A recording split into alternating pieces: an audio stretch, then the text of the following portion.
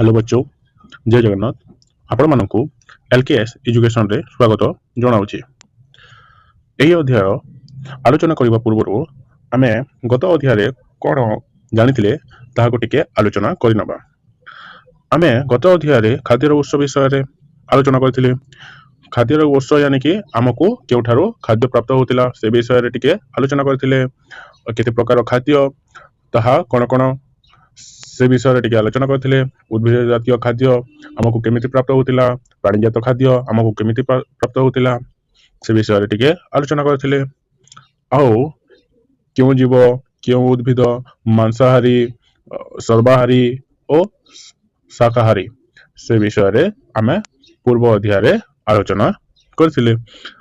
आमे जो खाद्य खाउथिलु से गुड़िक क्यों श्रेणी रे जाउछन्ति ताहा एई अध्याय रे आलोचना करिबा। तो चलो आमे आज खाद्यर श्रेणी विभाग विषय रे आलोचना करिबा। तुमे माने विभिन्न प्रकार खाद्य खाउथिबो, जेमिति कि चाउल, डाली, पनीपरिवा, चीनी, अंडा, माछ, मांस, छेना, क्षीर, चूड़ा, मुड़ी, पिजुली, कमला, काकुड़ी एमिति कि बहुत पदार्थ व्यवहार करी खाउथिबो।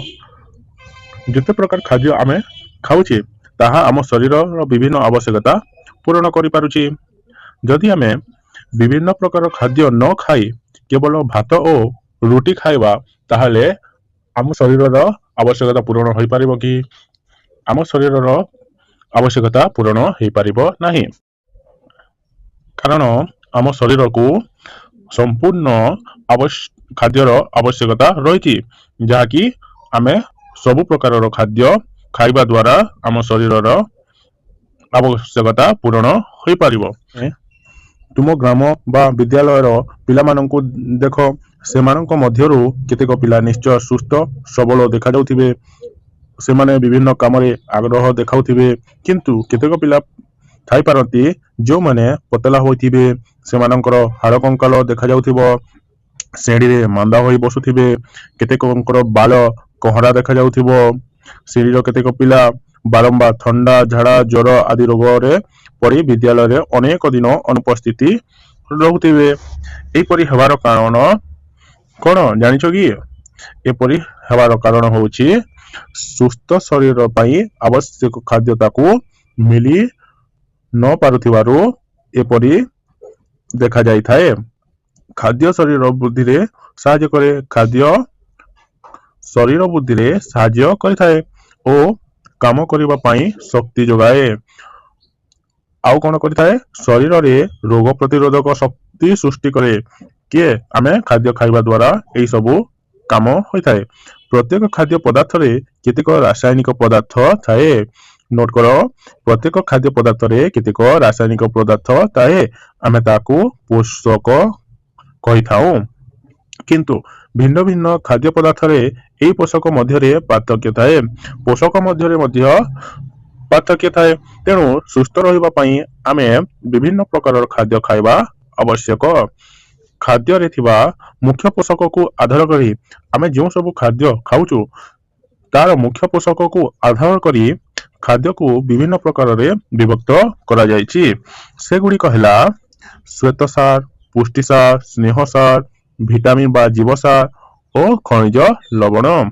शरीर आवश्यकता पूर्ण पाई जल और तंतु जातीय खाद्य मध्य निहाती दरकार। तो मुख्य पोषक गुड़िक कौन कौन देख? श्वेतसार, पुष्टिसार, स्नेहसार, विटामिन और बा जीव और खनिज लवण। आम शरीर विभिन्न आवश्यकता पूर्ण करने पाई एते सब प्रकार खाद्य दरकार होता है। एठारे देखिनियो चित्र रे दिया जायछि उद्भिद जो खाद्य, जो उद्भिद खाद्य रे कोन कोन अछि देख, कदली अछि, सियोफल अछि, गाजर अछि, मका अछि, सपुरी अछि, एटा तरबुज अछि। एटा उद्भिद खाद्य रे जाउछि। और प्राणीज खाद्य रे देखो कोन कोन जाउछि, मांस अछि, माछ अछि, चिंगुड़ी अछि, मिल्क अछि, अंडा अछि। तमे भाबी पारुथबो ए उद्भिद खाद्य और प्राणीज खाद्य रे ए सब जाउछि। तो एबे पढ़िबा खाद्यर श्रेणी विभाग। तो आमे तो जानिगले मुख्य पोषक को आधार करी खाद्य के विभिन्न प्रकार रे विभक्त करा जायछि। सेगुड़िक श्वेतसार, पुष्टिसार, स्नेहसार, विटामिन बा जीवसार, खनिज लवण आदि रे विभक्त करा जायछि। तो खाद्यर श्रेणी विभाग पढ़िबा पूर्व एई जो श्वेतसार जातीय खाद्य को आमे चिन्हिबा किपरि, पुष्टिसार जातीय खाद्य को चिन्हिबा किपरि, ए सब को आखि आगे रखी आमे किछि परीक्षा करिबा। चलो देखिबा। गोटे काच ग्लास रे 1 चामच अटा नहीं सेतिरे 3/4 चामच पानी मिसाई भलो भाबरे गोड़ाई देबा ओ पानिया अटारे 2-3 बुंदा सांगे सांगे प्रस्तुत होइथिबा आयोडीन द्रवण मिसाइबा। क्यों द्रवण मिसाइबा? आयोडीन द्रवण सेई पानिया अटारे मिसाई देबा। याकू चामच साहाय्य भल भाव घांटी देबा। द्रवणर रंग रे किछि परिवर्तन हैला कि नाही लक्ष्य करिबा। जदि गाढ़ नील रंग होइजिवो ताहेले ताहा श्वेतसार जातीय खाद्य रे जाउछि बोली आमे जानिबा। सेपरि आउ किछि जिनिस नै कि परीक्षा करिबा, जेमिति कि सिझा आलू नबा, चूड़ा गुंड नबा, सोरिष तेल नबा, डाली गुंड नबा, क्षीर को अलग अलग गिलास रे नहीं सेतिरे आयोडीन द्रवण मिसाइबा और परीक्षा करिबा। तापरे परीक्षा कला परे केउटा गाढ़ नील रंग हैला और कोउटा गाढ़ नील रंग हैला नहीं ताहा एही सारणी रे लिखिबा। एठारे देखो सिझा आलू गाढ़ नील रंग हैला, तेनो सिझा आलू गोटे श्वेतसार जातीय खाद्य रे जाउछि, किंतु सोरिष तेल गाढ़ नील रंग हैला नाही, तो एटा अन्य जातीय खाद्य रे जाउछि। एठारे देखिलो आलू चूड़ा श्वेतसार जातीय खाद्य, किंतु सोरिष तेल डाली क्षीर श्वेतसार जातीय खाद्य नुहे। सेही परि परीक्षा कले आमे जानि परिबा चाउल, अटा, मुड़ी, कंदमूल, चीनी, सारू, अलुओ, बाजर, मांडिया आदि गोटी गोटे श्वेतसार जातीय खाद्य। कोकोटा श्वेतसार जातीय खाद्य चाउल, अटा, मुड़ी, कंदमूल, चीनी, सारू, अलुओ, बाजरा, मांडिया ए सबू गोटे गोटे श्वेतसार जातीय खाद्य रे जाउछि। एबे आमे पुष्टिसार जातीय खाद्य रो चिन्हट करिबा। सेमिति आमे परीक्षा करिकि चिन्हट करिबा। देखो गोटिए सुस्थ प्लास्टिक बोतल नेबा, सेतिरे अल्प गुंड डाली पुराइबा। ड्रपर साहाय्य रे सेतिरे 8 ରୁ 10 बुंदा पानी मिसाइबा। तापरे सेतिरे 2 बुंदा तुतिया द्रवण बा कपर सल्फेट ओ 8-10 बुंदा क्षार सोडा द्रवण मिसाइबा ओ टिपी भलो भाबरे लगाई देबा। तापरे ताकू हलाई जेपरि द्रवण गुड़िक मिसी जीवो सेही परि हलाई देबा। किछि समय गोटे स्थान रे स्थिर भावरे रखी देबा। तापरे यहाकू लक्ष्य करिबा रंग रे किछि परिवर्तन देखा गला कि। जदि बैगण रंग होइथिबो ताहले आमे जानिबा सेटा गोटिए पुष्टिसार जातीय खाद्य ओ जदि बैगण रंग देखा न जीवो ताहले सेटा गोटिए पुष्टिसार जातीय खाद्य न बोली जानिबा। तो आउ किछि द्रवण नै कि बा पदार्थ नै कि परीक्षा करिबा, जेमिति कि क्षीर नबा, बैगण चटका नबा, अंडा लाल नबा, भात नबा, ए सबू नै कि परीक्षा करिबा। केउटा बैगण रंग होछि आ केउटा बैगण रंग हैला नाही ताहा सारणी रे लिखिबा। डाली गुंड नबा सेटा बैगण रंग हैला, यानी कि सेटा गोटे पुष्टिसार जातीय खाद्य। भात नबा बैगण रंग हैला नाही तो एटा गोटे पुष्टिसार जातीय खाद्य नुहे। तो कोन कोन पुष्टिसार जातीय खाद्य सेटा तली दिया जायछि। देखो डाली, अंडा लाल, क्षीर, माछ, मांस, सोयाबीन, छतु आदि गोटे गोटे पुष्टिसार जातीय खाद्य। केउटा डाली, अंडा लाल, क्षीर, माछ, मांस, सोयाबीन और छतु गोटे गोटे पुष्टिसार जातीय खाद्य। एबे आमे पढिबा स्नेहसार जातीय खाद्य केमिति। देखो केते जेमिति आमे परीक्षा करथिले सेमिति परीक्षा करी आमे जानिबा जे केउटा स्नेहसार जातीय खाद्य बोली। केते खंड धला कागज नेबा, सेतिरे अटा, सिझा आलू, चीना बादाम गुंड, कोरा होइतिबा पाकल नड़िया, सोरिष गुंड अलग अलग कागज रे घसी गुंड पदार्थ को कागज उपरे झाड़ी देई कागज को खरा रे किछि समय सुखाई देबा। तापरे कागजटी तेलिया होइछि कि नाही बोली आमे देखिबा। जदि कागज तेलिया देखा जाउछि सेतिरे घसा जाइतिबा पदार्थ रे ତେଲ ଅଛି। ଯେଉଁ କାଗଜ ତେଲିଆ ଦେଖାଯାଉ ନାହିଁ ସେଥିରେ ଘଷା ଯାଇଥିବା ଖାଦ୍ୟ ପଦାର୍ଥରେ ତେଲ ନାହିଁ ବା କମ ପରିମାଣରେ ତେଲ ରହିଛି ବୋଲି ଆମେ ଜାଣିବା। ଏହି ପରୀକ୍ଷାରୁ ଜାଣିଲେ ଯେ ଚିନାବାଦାମ, ସୋରିଷ, ନଡ଼ିଆ ଇତ୍ୟାଦିରେ ଅଧିକ ପରିମାଣର ତେଲ ରହିଛି, ତେଣୁ ଏଗୁଡ଼ିକ ସ୍ନେହସାର ଜାତୀୟ ଖାଦ୍ୟ। ସେପରି ସୂର୍ଯ୍ୟମୁଖୀ ମଞ୍ଜି, ରାଶି, ଅତସୀ, କୁସୁମ, ଜଳା, ମାଛ ଓ ମାଂସର ଚର୍ବି, ଅଣ୍ଡାର କେଶର, ଗାଈ ଓ ମଇଁଷି ଘିଅ, ଲହୁଣୀ ଇତ୍ୟାଦି ଗୋଟେ ଗୋଟିଏ କଣ ସ୍ନେହସାର ଜାତୀୟ ଖାଦ୍ୟରେ ଯାଉଅଛି। ଯେଉଁ ସ୍ନେହସାର ଉଦ୍ଭିଦରୁ ମିଳେ ତାହା ଉଦ୍ଭିଜ ସ୍ନେହସାର ଓ ଯାହା ପ୍ରାଣୀଙ୍କ ଠାରୁ ମିଳେ ତାହା ପ୍ରାଣୀଜ ସ୍ନେହସାର। ଯେଉଁ ସ୍ନେହସାର ଉଦ୍ଭିଦରୁ ମିଳେ ତାହାକୁ ଆମେ ଉଦ୍ଭିଦ ସ୍ନେହସାର କହିଥାଉ, ଆଉ ଯେଉଁ ସ୍ନେହସାର ପ୍ରାଣୀଙ୍କ ଠାରୁ ମିଳେ ତାହାକୁ ପ୍ରାଣୀଜ ସ୍ନେହସାର କହିଥାଉ। ଏତେ ବୁଝିଗଲ ଭଲ ଭାବରେ। ଆଗକୁ ଆମେ ପଢିବା ଖାଦ୍ୟରେ ଶ୍ୱେତସାର, ପୁଷ୍ଟିସାର ଓ ସ୍ନେହସାର ଥାଏ ବୋଲି ଆମେ ପରୀକ୍ଷା କରି ଭଲ ଭାବରେ ଜାଣିଗଲେ।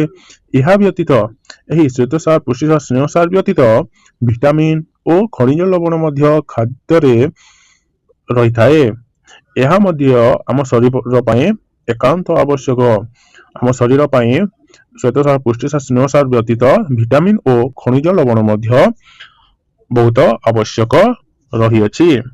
ଆମେ ଜାଣିଲେ ଖାଦ୍ୟରେ ଥିବା ପୋଷକ ଗୁଡ଼ିକ ହେଲା ଶ୍ୱେତସାର, ପୁଷ୍ଟିସାର, ସ୍ନେହସାର, ଭିଟାମିନ ଓ ଖଣିଜ ଲବଣ।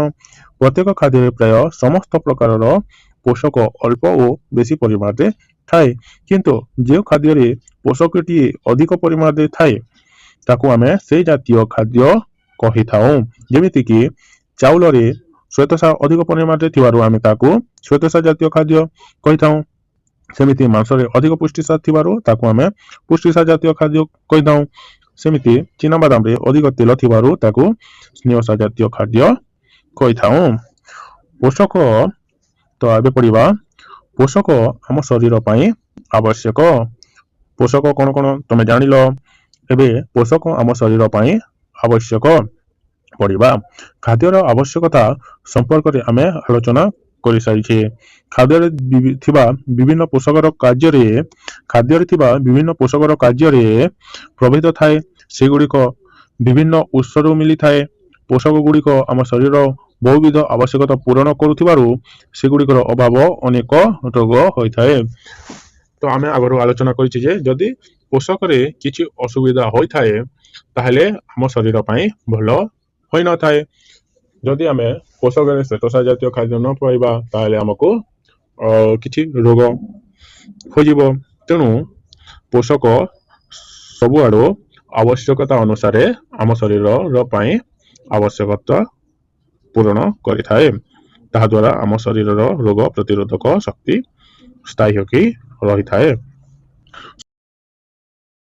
ଶ୍ୱେତସାର ଠାରୁ ସ୍ନେହସାର ଅଧିକ ଶକ୍ତି ଯୋଗାଇଥାଏ, କିନ୍ତୁ ସ୍ନେହସାର ଜାତୀୟ ଖାଦ୍ୟକୁ ହଜମ କରିବା ସହଜ ହୁଏ ନାହିଁ। କେଉଁ ଖାଦ୍ୟକୁ ହଜମ କରିବା ସହଜ ହୁଏ ନାହିଁ? ସ୍ନେହସାର ଜାତୀୟ ଖାଦ୍ୟକୁ ସହଜରେ ହଜମ କରିବା ସହଜ ହୁଏ ନାହିଁ। ଶ୍ୱେତସାର, ସ୍ନେହସାର, ପୁଷ୍ଟିସାର ଅଭାବରେ ଅପପୁଷ୍ଟି ଜନିତ ରୋଗ ହୋଇଥାଏ। କଣ କଣ ଅଭାବରେ କେଉଁ ରୋଗ ହୋଇଥାଏ? ଶ୍ୱେତସାର, ସ୍ନେହସାର ଓ ପୁଷ୍ଟିସାର ଅଭାବରେ ଅପପୁଷ୍ଟି ଜନିତ ରୋଗ ହୋଇଥାଏ। ରୋଗର କାରଣ ଓ ଲକ୍ଷଣକୁ ନେଇ ରୋଗର ନାମକରଣ ହୋଇଥାଏ। ଯଥା ଶ୍ୱେତସାର ଅଭାବରେ ମାରାମାସ ଓ ପୁଷ୍ଟିସାର ଅଭାବରେ କ୍ୱାସିୟକ ରୋଗ ହୋଇଥାଏ। ଶ୍ୱେତସାର ଅଭାବରେ ମାରାମାସ ରୋଗ ହୋଇଥାଏ ଓ ପୁଷ୍ଟିସାର ଅଭାବରେ କ୍ୱାସିୟକ ରୋଗ ହୋଇଥାଏ। ଏହାକୁ ମନେ ରଖିଥିବ। ମାରାମାସର ଲକ୍ଷଣ ଗୁଡ଼ିକ ହେଲା ପତଳା ଝାଡ଼ା ହେବା, ବୁଦ୍ଧିରେ ବାଧା ହେବା, ଶରୀର କ୍ଷୀଣ ହେବା, କେଶ କଅଁରା ହେବା, ଏହା ହେଉଛି ମାରାମାସ ରୋଗର ଲକ୍ଷଣ। ସେହିପରି କ୍ୱାସିୟକର ଭୋଗୁଥିବା ରୋଗୀର ଗୋଡ଼, ହାତ, ମୁହଁ ଫୁଲିଯାଏ ଓ ମୁଣ୍ଡରୁ କେଶ ଉପୁଡ଼ିଯାଏ। କ୍ୱାସିୟକର ଭୋଗୁଥିବା ରୋଗୀର କଣ କଣ ଅସୁବିଧା ହୋଇଥାଏ? ଗୋଡ଼, ହାତ, ମୁହଁ ଫୁଲିଯାଏ ଓ ମୁଣ୍ଡରୁ କେଶ ଉପୁଡ଼ିଯାଏ। ଏହା ସାଧାରଣତଃ ବହୁତ ଶିଶୁମାନଙ୍କରେ ଏହି ପ୍ରକାର ରୋଗ ଦେଖିବାକୁ ଆମେ ପାଇଥାଉ। ଶରୀର ପାଇଁ ଖାଦ୍ୟରେ ଥିବା ଭିଟାମିନ ବିଶେଷ କାର୍ଯ୍ୟ କରୁଅଛି। ଏହା ଆମ ଆଖି, ଦାନ୍ତ ଓ ଅସ୍ଥିକୁ ସୁସ୍ଥ ରଖିବା ସଙ୍ଗେ ସଙ୍ଗେ ଶରୀର ରୋଗ ପ୍ରତିରୋଧକ କ୍ଷମତା ବଢ଼ାଉଛି। ଭିଟାମିନ୍ ମଧ୍ୟ ଆମ ଶରୀର ପାଇଁ ନିହାତି ଆବଶ୍ୟକ, କାରଣ ଭିଟାମିନ୍ କ'ଣ କରିଥାଏ? ଆମ ଆଖି, ଦାନ୍ତ, ଅସ୍ଥିକୁ ସୁସ୍ଥ ରଖିବା ସଙ୍ଗେ ସଙ୍ଗେ ଶରୀରର ରୋଗ ପ୍ରତିରୋଧକ କ୍ଷମତା ବଢ଼ାଇଥାଏ। ଏହି ଭିଟାମିନ୍ ର ଅଭାବରେ ଆମେ ବିଭିନ୍ନ ରୋଗରେ ଆକ୍ରାନ୍ତ ହୋଇଥାଉ। ତାହା ସାରଣୀ 2.4ରେ ଦିଆଯାଇଛି। ଭିଟାମିନ୍ର କାର୍ଯ୍ୟ ଓ ଏହା କେଉଁ ପ୍ରକାର ଖାଦ୍ୟରୁ ମିଳେ ତାହା ଆମେ 2.0 ସାରଣୀରେ ଆଲୋଚନା କରିବା। ଚାଲ, ସାରଣୀ 2.4ରେ ଭିଟାମିନ୍ ଦିଆଯାଇଛି, ସେଗୁଡ଼ିକର ଉତ୍ସ ଓ ଅଭାବ ଜନିତ ରୋଗ ଓ ଲକ୍ଷଣ ବିଷୟରେ ଦିଆଯାଇଛି। ଭିଟାମିନ୍ ଏ କେଉଁଠାରୁ ଆମେ ପାଉଅଛୁ? ଦେଖ, ପାଚିଲା ଅମୃତଭଣ୍ଡା, ପାଚିଲା ଆମ୍ବ, ଗାଜର, କ୍ଷୀର, ମାଛ ତେଲ, ଏଠାରୁ ଆମେ ଭିଟାମିନ୍ ଏ ପାଉଅଛୁ। ଯଦି ଭିଟାମିନ୍ ଏ ର ଅଭାବ ହୁଏ ତାହେଲେ ଆମକୁ କେଉଁ ରୋଗ ହୋଇଥାଏ? ଦେଖ, ଅନ୍ଧାର କୋଣା ରୋଗ ହୋଇଥାଏ, ବେଳେବେଳେ ଦୃଷ୍ଟି ଶକ୍ତି ସମ୍ପୂର୍ଣ୍ଣ ଲୋପ ପାଇଥାଏ, ଚର୍ମ ଶୁଖିଲା ରହେ, କାଠ ବ୍ରଣ ବାହାରେ। କାଠ ବ୍ରଣ यानी ହାତରେ ମୁହଁରେ ଯୋଉ ବ୍ରଣ ବାହାରିଥାଏ ତାହାକୁ କାଠ ବ୍ରଣ ତମେ ଦେଖିଥିବ। ଭିଟାମିନ୍ ବି କେଉଁଠାରୁ ପ୍ରାପ୍ତ କରିଥାଉ? ଅଖାଣ୍ଡିଆ ବା ଢିଙ୍କି କୁଟା ଚାଉଳରୁ, ଚୋକଡ଼ା ମିଶା ଅଟା, ବାସି ତୋରଣୀରୁ, କାଞ୍ଚି ଶାଗ, ଛେଲି କଲିଜା ଓ କ୍ଷୀରରୁ ଭିଟାମିନ୍ ବି ଆମେ ପାଇଥାଉ। ଭିଟାମିନ୍ ବି ର ଅଭାବରେ ଆମକୁ କ'ଣ ଅସୁବିଧା ହୋଇଥାଏ? ବେରି ବେରି ରୋଗ ହୋଇଥାଏ, ପାଟିର କଳା ଘା ବା ତୁଣ୍ଡ ଘା ବାହାରିଥାଏ, ଗୋଡ଼ ହାତ ଫୁଲିଯିବା, ଝିମ୍ ଝିମ୍ ଲାଗିବା, ତଳିପାଦରେ ଛୁଞ୍ଚି ଫୋପାଡ଼ି ପରି ଲାଗିବା, ଏହା ଭିଟାମିନ୍ ବି ର ଅଭାବରେ ହୋଇଥାଏ। ଭିଟାମିନ୍ ସି ଆମେ କେଉଁଠାରୁ ପାଇଥାଉ? କମଳାରୁ ପାଇଥାଉ, ଲେମ୍ବୁରୁ ପାଇଥାଉ, ପିଜୁଳି, ଟମାଟୋ, ଅଁଳା, କଞ୍ଚାଲଙ୍କା, ତଟକା ପନିପରିବାରୁ ଆମେ ଭିଟାମିନ୍ ସି ପାଇଥାଉ। ଭିଟାମିନ୍ ସି ର ଅଭାବରେ ସ୍କର୍ବି ରୋଗ ହୋଇଥାଏ, ଦାନ୍ତ ମାଢ଼ିରୁ ରକ୍ତ ପଡ଼େ, ଘା ଶୀଘ୍ର ଶୁଖେ ନାହିଁ। ତ ଏତେ ଜାଣିଲ। ଏବେ ଭିଟାମିନ୍ ଡି ଆମେ କେଉଁଠାରୁ ପାଇଥାଉ ଦେଖିବା। ଛୋଟ ମାଛ, ଛେଲି କଲିଜା, ଅଣ୍ଡା, ମାଛର ତେଲ, କ୍ଷୀର, ସୂର୍ଯ୍ୟ କିରଣ यानी ସୂର୍ଯ୍ୟ କିରଣରୁ ସିଧା ଆମେ ଭିଟାମିନ୍ ଡି ପାଇନଥାଉ। ଆମ ଚର୍ମ ଉପରେ ସକଲର ସୂର୍ଯ୍ୟ କିରଣ ପଡ଼ିଲେ ଭିଟାମିନ୍ ଡି ତିଆରି ହୋଇଥାଏ। ସେଥିପାଇଁ ଶିଶୁକୁ ସକାଳ ସୂର୍ଯ୍ୟ କିରଣରେ କିଛି ସମୟ ଶୁଆଇ ଦିଆଯିବା ଆବଶ୍ୟକ। ଭିଟାମିନ୍ ଡି ଅଭାବରେ ଆମକୁ କ'ଣ ହୋଇଥାଏ? ଦେଖ, ରିକେଟ୍ସ ରୋଗ ହୋଇଥାଏ, ଅଷ୍ଟିଓମାଲାସିସ୍ ରୋଗ ହୁଏ, ହାତ ଗୋଡ଼ ସରୁ ହୋଇଯାଏ, ଅସ୍ଥି ଟାଣ ହୁଏ ନାହିଁ। ଭିଟାମିନ୍ ଇ ଆମେ କେଉଁଠାରୁ ପାଇଥାଉ? ଗଜାମୁଗରୁ ପାଇଥାଉ, ଗଜା ବୁଟରୁ ପାଇଥାଉ, ରାଶି ତେଲରୁ ପାଇଥାଉ, ସୂର୍ଯ୍ୟମୁଖୀ ତେଲ ଓ ଫଳରୁ ଆମେ ଭିଟାମିନ୍ ଇ ପାଇଥାଉ। ଏହାର ଅଭାବରେ ଚର୍ମ ଚିକ୍କଣ ରହେ ନାହିଁ, କାରଣ ସ୍ନେହ ଶ୍ୱାସ ଶୋଷଣ ବାଧାପ୍ରାପ୍ତ ହୋଇଥାଏ। ସ୍ତ୍ରୀ ଲୋକମାନଙ୍କର ବଧିଆ ରୋଗ ହେବାର ସମ୍ଭାବନା ଥାଏ। ଭିଟାମିନ୍ ଇ ଅଭାବରେ ସ୍ତ୍ରୀ ଲୋକମାନଙ୍କର ବଧିଆ ରୋଗ ହେବାର ସମ୍ଭାବନା ଥାଏ। ଭିଟାମିନ୍ କେ ଆମେ କେଉଁଠାରୁ ପାଇଥାଉ? ବିଭିନ୍ନ ପ୍ରକାର ଶାଗ, ମାଛ, କ୍ଷୀର, ମାଂସ, ସଜ ପରିବାର, ଫଳ, ବନ୍ଧାକୋବି ଠାରୁ ଆମେ ଭିଟାମିନ୍ କେ ପାଇଥାଉ। ଏହାର ଅଭାବରେ ଶରୀରର କୌଣସି ସ୍ଥାନ କଟିଗଲେ ରକ୍ତସ୍ରାବ ବନ୍ଦ ହୁଏ ନାହିଁ। ଏହା ବ୍ୟତୀତ ଆଉ କିଛି ଭିଟାମିନ୍ ଦିଆଯାଇଛି, ଦେଖିନେବା। ଭିଟାମିନ୍ B1 ଦିଆଯାଇଛି, B2 ଓ B12 ଇତ୍ୟାଦି ରହିଅଛି, କିନ୍ତୁ ସେଥିମଧ୍ୟରୁ ଭିଟାମିନ୍ B12 ର ଆବଶ୍ୟକତା ବେଶୀ।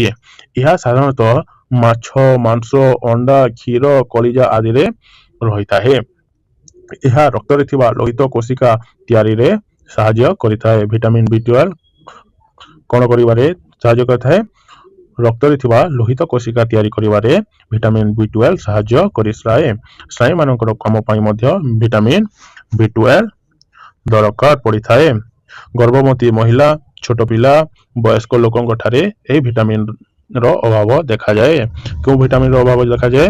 ଭିଟାମିନ୍ B12 ର ଅଭାବ ଦେଖାଯାଇଥାଏ। କାହାଙ୍କ ଠାରେ? ଗର୍ଭବତୀ ମହିଳା, ଛୋଟ ପିଲା ଓ ବୟସ୍କ ଲୋକଙ୍କ ଠାରେ। ସେଥିପାଇଁ ଡାକ୍ତର ସେମାନଙ୍କୁ ଭିଟାମିନ୍ ବଟିକା ଖାଇବାକୁ ପରାମର୍ଶ ଦେଇଥାନ୍ତି। ଭିଟାମିନ୍ ଗୁଡ଼ିକ ମଧ୍ୟରୁ କେତେକ ଜଳରେ ମିଳାଇଥାନ୍ତି, ଯଥା ଭିଟାମିନ୍ ବି ଓ ଭିଟାମିନ୍ ସି। ଭିଟାମିନ୍ ବି ଓ ଭିଟାମିନ୍ ସି ଜଳରେ ମିଳାଇ ଯାଇଥାନ୍ତି। ଏହି କାରଣରୁ ପରିବାକୁ କାଟି ବହୁ ସମୟ ପାଣିରେ ଭିଜାଇ ରଖିଲେ ଓ ଅଧିକ ସିଝାଇ ଦେଲେ ଏଥିରେ ଥିବା ଭିଟାମିନ୍ ଜଳରେ ଦ୍ରବୀଭୂତ ହୋଇ ନଷ୍ଟ ହୋଇଯାଏ। ଅନ୍ୟ କେତେକ ଭିଟାମିନ୍ ଯେଉଁଟାକି ଭିଟାମିନ୍ ଏ, ଡି, ଇ, କେ ଜଳରେ ମିଳାଇ ନଥାନ୍ତି। Vitamin A, vitamin D, vitamin E O vitamin E ଜଳରେ ମିଳାଇ ନଥାଏ, ସେଗୁଡ଼ିକ ସ୍ନେହସାର ଦ୍ରବଣରେ ମିଳାଇ ଥାନ୍ତି।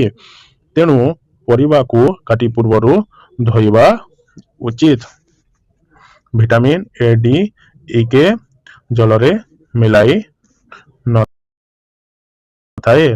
ଖାଦ୍ୟର ଅନ୍ୟ ଏକ ପୋଷକ ଲବଣ କଥା ଆଗରୁ କୁହାଯାଇଛି। ଏହା ଆମ ଶରୀର ପାଇଁ ଅଳ୍ପ ପରିମାଣରେ ଆବଶ୍ୟକ ହେଲେ ମଧ୍ୟ ଏହାର ଉପଦେୟତା ଅଧିକ। ପୋଷକ ଲବଣ ଯଦି ଆମ ଶରୀର ପାଇଁ ଅଳ୍ପ ପରିମାଣରେ ଆବଶ୍ୟକ ହେଲେ ମଧ୍ୟ ଏହା ଉପଦେୟତା ଅଧିକ। ଆମେ ଡାଲି ତରକାରୀ, ସନ୍ତୁଳା ଇତ୍ୟାଦି ଲୁଣ ପକାଉଛେ। ଏହାର ରାସାୟନିକ ନାମ ସୋଡିୟମ କ୍ଲୋରାଇଡ୍। ଏହା ଏକ ଲବଣ। ଶରୀର ପାଇଁ ସେହିପରି ଆଉ କେତେକ ଲବଣର ଆବଶ୍ୟକତା ରହିଛି। ତୁମେ ଘରେ ଦେଖିଥିବ କଞ୍ଚା କଦଳୀକୁ କାଟି ଜଳରେ ପକାଇଲେ କିଛି ସମୟ ପରେ ସେହି ଜଳର ରଙ୍ଗ ବଦଳି ଯାଉଛି। କଞ୍ଚା କଦଳୀକୁ କାଟି ଜଳରେ ରଖିଲେ କିଛି ସମୟ ପରେ ସେହି ଜଳର ରଙ୍ଗ କଣ ହେଉଛି? ବଦଳି ଯାଉଛି। ଏପରି କାହିଁକି ହେଲା ଜାଣିଛ କି? କଦଳୀରେ ଥିବା ଖଣିଜ ଲବଣ ଜଳରେ ମିଶିବାରୁ ଜଳର ରଙ୍ଗ ବଦଳିଗଲା। ଏଥିରୁ ଜାଣିଲେ ଖାଦ୍ୟ ପଦାର୍ଥରେ ଖଣିଜ ଲବଣ ରହିଥାଏ। ଏଥିରୁ ଆମେ ଜାଣିଲେ ଯେ ଖାଦ୍ୟ ପଦାର୍ଥରେ ମଧ୍ୟ ଖଣିଜ ଲବଣ ରହିଥାଏ। ଏହା ଆମ ଶରୀରର ଅନେକ କାର୍ଯ୍ୟରେ ଲାଗେ। ଏହାର ଅଭାବ ହେଲେ ଶରୀରର ବିଭିନ୍ନ ଅବଲକ୍ଷଣ ପ୍ରକାଶ ପାଏ। ଉପର ସାଧାରଣ 2.5 ରେ ଏ ସମ୍ପର୍କରେ ଆଲୋଚନା କରାଯାଇଛି। ଦେଖିଦେବା। ଦେଖ, ଏଠାରେ ଖଣିଜ ଲବଣ ଦିଆଯାଇଛି। ଏହା କେଉଁଠାରୁ ମିଳେ? ଏହାର କାର୍ଯ୍ୟ କଣ? ଅଭାବ ଜନିତ ରୋଗ ବିଷୟରେ ଦିଆଯାଇଛି। କ୍ୟାଲସିୟମ ଯୁକ୍ତ ଲବଣ ଆମକୁ କେଉଁଠାରୁ ମିଳେ? ଚୁନା ମାଛ, ମାଛ କଣ୍ଟା, କ୍ଷୀର, ମାଂସ, ଶାଗରୁ ମିଳିଥାଏ। ତ ଏହାର କାର୍ଯ୍ୟ ଦାନ୍ତ ଓ ଅସ୍ଥି ଗଠନରେ ସାହାଯ୍ୟ କରିଥାଏ। ଅଭାବ ଯଦି ଖଣିଜ ଲବଣ ଅଭାବ ହେଲେ ଅସ୍ଥି ବଙ୍କା ହୋଇଯାଏ।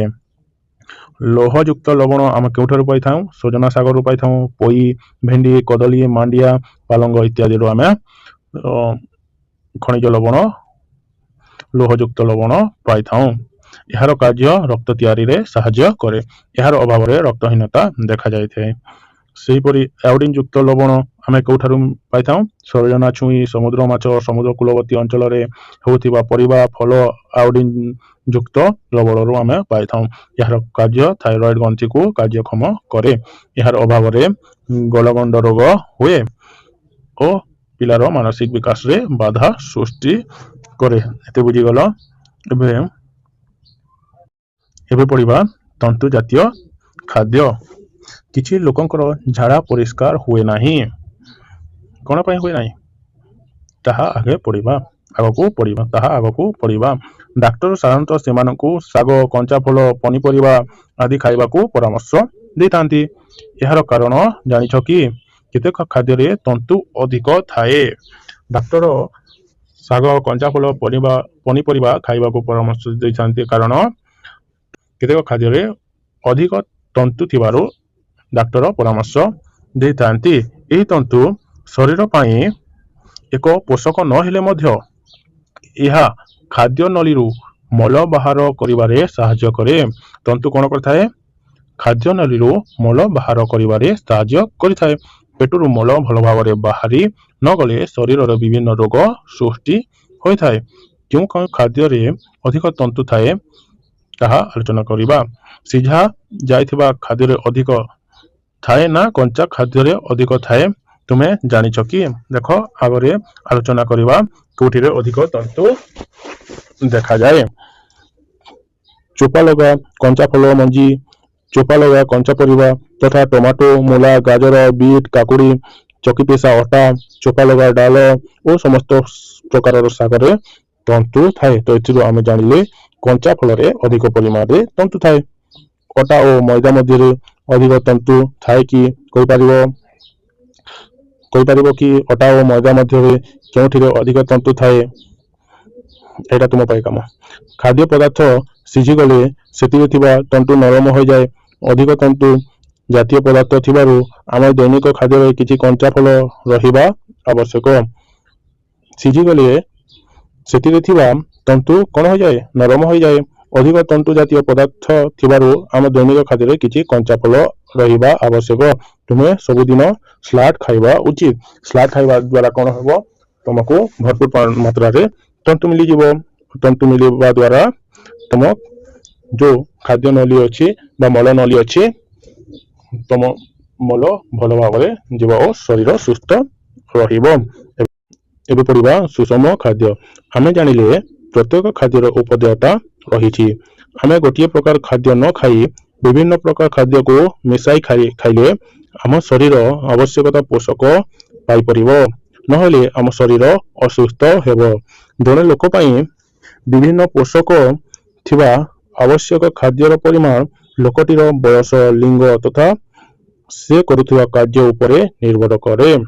ଆମେ ଯେଉଁ ଖାଦ୍ୟ ଖାଉଛି ତାହା ଆମ ଶରୀରର ପୋଷକ ପାଇଁ ଆବଶ୍ୟକ ଖାଦ୍ୟର ପରିମାଣ ଲୋକଟିର ବୟସ, ଲିଙ୍ଗ ତଥା ସେ କାର୍ଯ୍ୟ ଉପରେ ନିର୍ଭର କରୁଅଛି। ଯେମିତିକି ଛୋଟ ଶିଶୁଟିଏ ପାଇଁ ଯେଉଁ ଖାଦ୍ୟ ଆବଶ୍ୟକ ତାହା ତୁମ ପାଇଁ ଉପଯୁକ୍ତ ହୋଇନପାରେ, ସେହିପରି ଯୁବକର ଉତ୍ତମ ସ୍ୱାସ୍ଥ୍ୟ ପାଇଁ ଆବଶ୍ୟକ ହେଉଥିବା ଖାଦ୍ୟ ବୃଦ୍ଧର ଖାଦ୍ୟ ଠାରୁ ଭିନ୍ନ ହୋଇଥାଏ। ପୁରୁଷ ଲୋକଙ୍କ ଆବଶ୍ୟକତା ସ୍ତ୍ରୀ ଲୋକଙ୍କ ଠାରୁ ଭିନ୍ନ ହୋଇପାରେ। କଠିନ ଶାରୀରିକ ପରିଶ୍ରମ କରୁଥିବା ଲୋକଙ୍କର ଖାଦ୍ୟର ଆବଶ୍ୟକତା ପାଠ ପଢୁଥିବା, ଅଫିସରେ କାମ କରୁଥିବା ଲୋକଙ୍କ ଖାଦ୍ୟ ଠାରୁ ଭିନ୍ନ ହୋଇଥିବ।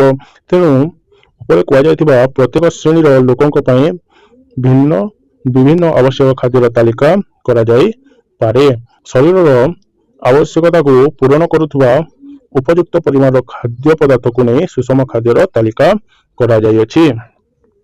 ତୁମ ବୟସର ପିଲାମାନେ କେଉଁ ପ୍ରକାରର ଖାଦ୍ୟ କେତେ ପରିମାଣରେ ପ୍ରତିଦିନ ଖାଇଲେ ଶରୀରର ବୃଦ୍ଧି ଘଟିବ, ଶରୀର ସୁସ୍ଥ ରହିବ, ପାଠପଢ଼ାରେ ମନ ଲାଗିବ, ତାହା ତଳ ସାରଣୀରେ ଦିଆଯାଇଛି। ଏହାକୁ ଅନୁଧ୍ୟାନ କରିବା।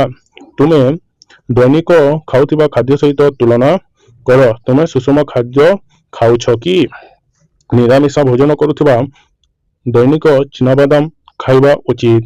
ନିରାମିଷ ଭୋଜନ କରୁଥିବା ଦୈନିକ ଚିନାବାଦାମ ଖାଇବା ଉଚିତ। ତୁମେମାନେ କାଜୁ, ପିସ୍ତା, ବାଦାମ ପାଇଲେ ଏହାକୁ ଖାଇବା ଉଚିତ। ଏହା ଶରୀର ପାଇଁ ଆବଶ୍ୟକ। ଖାଦ୍ୟ ଖାଇବା ସହିତ 8-10 ଗ୍ଲାସ ପାଣି ପିଇବା ଦରକାର। ଖାଦ୍ୟ ଖାଇବା ସହିତ ଆମକୁ ଦୈନିକ 8-10 ଗ୍ଲାସ ପାଣି ପିଇବା ଦରକାର। ଏବେ ଆମେ ସାରଣୀ 2.6 ଦେଖିବା। ସେଥିରେ ସୁଷମ ଖାଦ୍ୟର ତାଲିକା ଦିଆଯାଇଛି। 10-12 ବର୍ଷ ପିଲାଙ୍କ ପାଇଁ ସୁଷମ ଖାଦ୍ୟର ତାଲିକା। ଏଠାରେ ଖାଦ୍ୟ ଦିଆଯାଇଛି ନିରାମିଷ ଭୋଜନ କ୍ଷେତ୍ରରେ ଦ୍ରବ୍ୟ ପରିମାଣ ଓ ଆମିଷ ଭୋଜନ କ୍ଷେତ୍ରରେ ଦ୍ରବ୍ୟ ପରିମାଣ ଦିଆଯାଇଛି। ଯଦି ଶସ୍ୟ ଜାତୀୟ ଖାଦ୍ୟ ଯେମିତିକି ଚାଉଳ ହଉ, ମକା ହଉ, ମାଣ୍ଡିଆ ହଉ, ଅଟା ହଉ, ଏସବୁ ଖାଦ୍ୟ ଖାଇଲେ ଆମେ ନିରାମିଷ ଭୋଜନରେ 320 ଗ୍ରାମ ନେବା ଓ ଆମିଷରେ ମଧ୍ୟ ସେଇ 320 ଗ୍ରାମ ନେବା। ଡାଲି ଜାତୀୟ ଖାଦ୍ୟରେ ହରଡ଼, ମୁଗ, ବୁଟ, ମସୁର, କାନ୍ଦୁଲ, ରାଜମା ଖାଇଲେ ନିରାମିଷ ଭୋଜନ କ୍ଷେତ୍ରରେ ଆମେ 70 ଗ୍ରାମ ନେବା ଆଉ ଆମିଷ ଭୋଜନ କ୍ଷେତ୍ରରେ 60 ଗ୍ରାମ ନେବା। ଶାଗ ଓ କଞ୍ଚା ପରିବାରେ ଆମେ ନିରାମିଷ ଭୋଜନ କ୍ଷେତ୍ରରେ 100 ଗ୍ରାମ ନେବା ଓ ଆମିଷ କ୍ଷେତ୍ରରେ 100 ଗ୍ରାମ ନେବା। ପନିପରିବା ଖାଇଲେ ଆମେ ନିରାମିଷରେ 50 ଗ୍ରାମ ନେବା, ଆମିଷ ଭୋଜନରେ ମଧ୍ୟ 50 ଗ୍ରାମ ନେବା। ସେହିପରି ଫଳ ଜାତୀୟ ଖାଦ୍ୟରେ ସେଓ, ପିଜୁଳି, ଅଁଳାରେ ଆମେ 50 ଗ୍ରାମ ନେବା, ଏଥିରେ ମଧ୍ୟ ଆମେ 50 ଗ୍ରାମ ନେବା। କ୍ଷୀର ପିଇବା ଦ୍ୱାରା 300 ଲିଟର ଆମେ ପିଇବା ଓ ନିରାମିଷରେ 200 ମିଲିଲିଟର ପିଇବା। ତେଲ ଘିଅରେ ଆମେ 35 ଗ୍ରାମ ଏଥିରେ ଏହି ଭୋଜନରେ ମଧ୍ୟ ଖାଇବା ଓ 35 ଗ୍ରାମ ଏହି ନିରାମିଷରେ ମଧ୍ୟ ଖାଇବା। ମାଛ, ମାଂସ, ଅଣ୍ଡା ଏଇଟା ତ ଆମିଷ, ତ ଆମକୁ କିଛି ଦେଲା ନାହିଁ, ସେମିତି 50 ଗ୍ରାମ ନିରାମିଷରେ ଖାଇବା। ଚିନି, ମିଠା, ଗୁଡ଼ ଆମିଷରେ 50 ଗ୍ରାମ ଖାଇବା ଆଉ ଏଥିରେ ମଧ୍ୟ ନିରାମିଷରେ ମଧ୍ୟ 50 ଗ୍ରାମ ଖାଇବା। ତ ଆମେ କ'ଣ ଶିଖିଲେ କିଛି ଟିକେ ଆଲୋଚନା କରିନେବା। ଖାଦ୍ୟରେ ଥିବା ପୋଷକକୁ ଆଧାର କରି ଖାଦ୍ୟକୁ ଶ୍ୱେତସାର, ପୁଷ୍ଟିସାର, ସ୍ନେହସାର, ଭିଟାମିନ, ଖଣିଜ ଲବଣ ଓ ଜଳ ଇତ୍ୟାଦି ଶ୍ରେଣୀରେ ବିଭକ୍ତ କରାଯାଇଥାଏ। ଏହା ଆମେ ଶିଖିଲୁ। ଆମ ଖାଦ୍ୟରେ ସମସ୍ତ ପ୍ରକାର ପୋଷକ ନିର୍ଦ୍ଦିଷ୍ଟ ପରିମାଣରେ ରହିବା ଆବଶ୍ୟକ, ତାହା ମଧ୍ୟ ଶିଖିଲୁ। ଶ୍ୱେତସାର, ପୁଷ୍ଟିସାର, ସ୍ନେହସାର, ଭିଟାମିନ ଆବଶ୍ୟକ ପରିମାଣରେ ନ ଖାଇଲେ ଏହାର ଅଭାବଜନିତ ରୋଗ ହୋଇଥାଏ, ତାହା ମଧ୍ୟ ଭଲ ଭାବରେ ଆଲୋଚନା କରିଲୁ। ସୁଷମ ଖାଦ୍ୟ ଆମକୁ ସମସ୍ତ ପୋଷକ ଯୋଗାଇଥାଏ, ତାହା ମଧ୍ୟ ଜାଣିଲୁ। ଦୈନିକ ସୁଷମ ଖାଦ୍ୟ ସହିତ ତନ୍ତୁଯୁକ୍ତ ଖାଦ୍ୟ ଖାଇବା ଆବଶ୍ୟକ। ଏହା ସହିତ ଆବଶ୍ୟକ ପରିମାଣରେ ପାଣି ପିଇବା ଦରକାର, ଏହା ମଧ୍ୟ ଆଲୋଚନା କରିଲୁ। ଆମ ଖାଦ୍ୟରେ କୌଣସି ପୋଷକର ଅଭାବ ବହୁଦିନ ଧରି ରହିଲେ ଆମର ସ୍ୱାସ୍ଥ୍ୟ ହାନି ଘଟେ ଓ ଆମେ ରୋଗଗ୍ରସ୍ତ ହେଉ, ଏହା ମଧ୍ୟ ଆଲୋଚନା କରିଲୁ। ପନିପରିବାରେ ତନ୍ତୁ ଅଂଶ ଅଧିକ ଥାଏ, ଏହା ମଧ୍ୟ ଆଲୋଚନା କରିଲୁ। ତ ଏହି ଅଧ୍ୟାୟ ସମାପ୍ତ ହୋଇଯାଇଛି। ତ ଭିଡ଼ିଓଟି ଭଲ ଲାଗିଲେ ଲାଇକ୍, ସେୟାର, କମେଣ୍ଟ ଓ ସବସ୍କ୍ରାଇବ କରିନେବ। ଧନ୍ୟବାଦ।